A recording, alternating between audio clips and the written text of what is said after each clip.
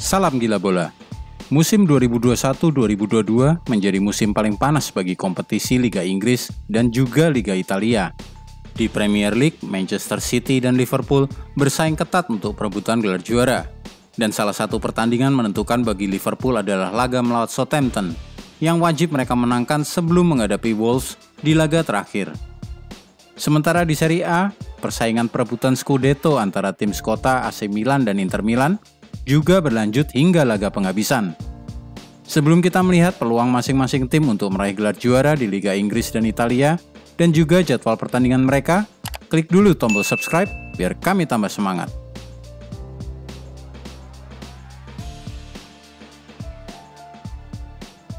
Liga Italia, duo Milan hingga penghabisan.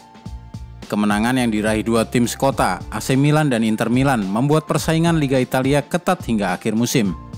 AC Milan dan Inter Milan sama-sama membukukan kemenangan pada laga pekan ke-37 Liga Italia pada hari Minggu 16 Mei 2022 dini hari. AC Milan mengalahkan Atalanta dengan skor 2-0 pada laga yang digelar di San Siro. Dua gol kreasi Rafael Leao dan Theo Hernandez membuat Rossoneri mempertahankan puncak klasemen Liga Italia. Adapun Inter Milan, mereka menumbangkan tuan rumah Cagliari dengan skor 3-1 di Sardegna Arena. Matteo Darmian melengkapi brace yang dilesakan Lautaro Martinez, sementara Cagliari memperkecil jarak melalui Karlambos Lykogiannis. Dengan hasil ini, AC Milan berada di posisi pertama dengan 83 poin dari 37 pertandingan. Inter Milan menempel ketat di posisi kedua dengan 81 poin dari jumlah penampilan yang sama. Ketatnya persaingan membuat peluang juara AC Milan dan Inter Milan masih terbuka. Kepastian Scudetto baru akan didapatkan pada pekan terakhir alias pekan ke-38. Pada pekan pamungkas, Inter Milan akan menjamu Sampdoria di Stadion Giuseppe Meazza, Minggu 22 Mei 2022. Sementara itu AC Milan akan bertandang ke markas Sassuolo pada waktu yang sama. AC Milan hanya perlu hasil imbang untuk mengunci gelar juara Liga Italia. Jika skenario AC Milan versus Sassuolo berakhir imbang, sementara Inter menang atas Sampdoria, poin kedua tim akan sama-sama menjadi 8-4. Milan berhak menjadi juara karena unggul head-to-head atas rival sekotanya.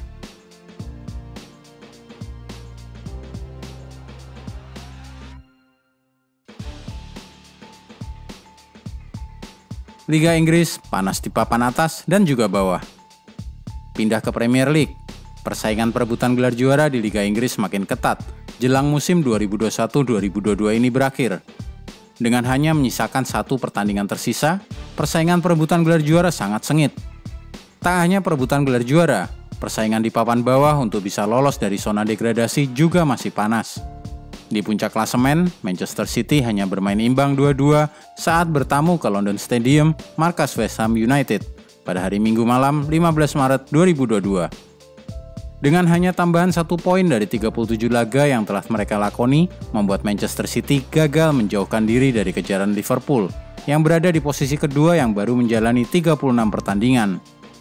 Hingga berita ini diturunkan pada 17 Mei 2022, Manchester City mengantongi 90 poin dari 37 pertandingan. Unggul 4 poin dari Liverpool, yang baru akan bertanding melawan Southampton pada Rabu dini hari 18 Mei 2022.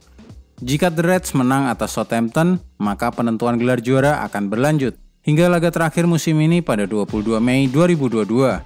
Sebaliknya, jika Liverpool hanya main imbang atau kalah, maka Manchester City akan secara otomatis dinobatkan sebagai juara Premier League musim 2021-2022.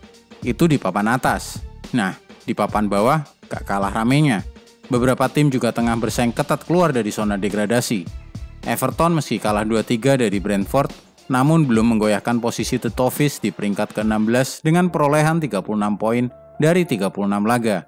Pasukan Frank Lampard belum aman dari ancaman degradasi, mengingat selisih poin mereka dengan Burnley di posisi ke-18 hanya berselisih 2 poin.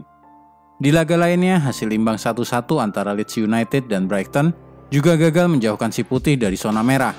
Alhasil, Everton, Leeds, dan Burnley dipastikan akan saling bersaing untuk bisa finish setidaknya di peringkat ke-17 di akhir musim agar bisa terus berlaga di ajang Premier League musim depan. Hingga kini, sudah ada 2 tim yang memastikan terdepak ke divisi Championship. Norwich City yang baru mengoleksi 22 poin dan berada di dasar klasemen, dan juga Watford yang hanya mencatatkan 23 poin dari 27 pertandingan. Keduanya dipastikan bakal turun kasta, dan posisinya bakal digantikan oleh Fulham dan Bournemouth.